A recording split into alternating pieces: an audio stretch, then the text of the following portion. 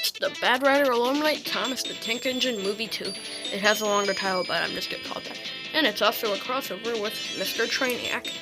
The plot, in short, is the Diesel 10 and hippie weird guy team up to get rid of the Wooden and Thomas characters and the Bachman ones, which are our main characters. Not only is this way better than the first movie, but it's really funny. There's been attempts at humor in the other crossovers, while the only one that really made me laugh that much was the Caillou crossover. Well, this one, it has me laughing almost every time. Even though the setting is contemporary, it still works, and I really like the carnival scene at the end. And Diesel 10 and Hippie Weird Guy are really great villains. And seeing the Wooden characters interact with the Bachman characters is really cool. And there's a lot of fun Easter eggs to both shows. I'll get back to the positives in a minute, but right now I'm gonna go into the cons. One of the biggest cons is the same one I had with the Tie to Train Guy crossover. Not necessarily explaining, is it another world, another island that just happens to have the same characters? I don't mind that stuff that irks me. Maybe it's just because I'd prefer a little more explanation to it. Also, it's a little too long. Not by much, just a little too long. Maybe cut back a little bit of the filler scenes. Anyways, back to the pros. For one thing, for some reason, even though it has the exact same budget as every other Bad Rider Alumni episode, it looks way better for some reason. There's more animation, more detail, especially on the eyes. One of the reasons I didn't like the Ben Jaguar R275 or whatever number it is in the Realm of Full crossover is there wasn't that much character interaction.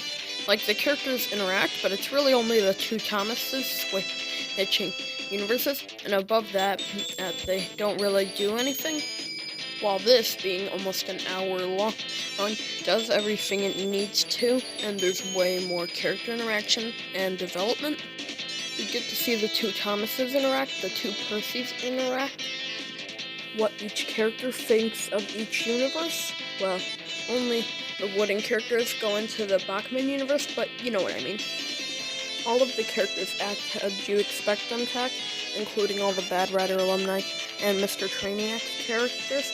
And we get to see the best of those characters, like with Thomas, as Percy, James, and vice versa for the other series.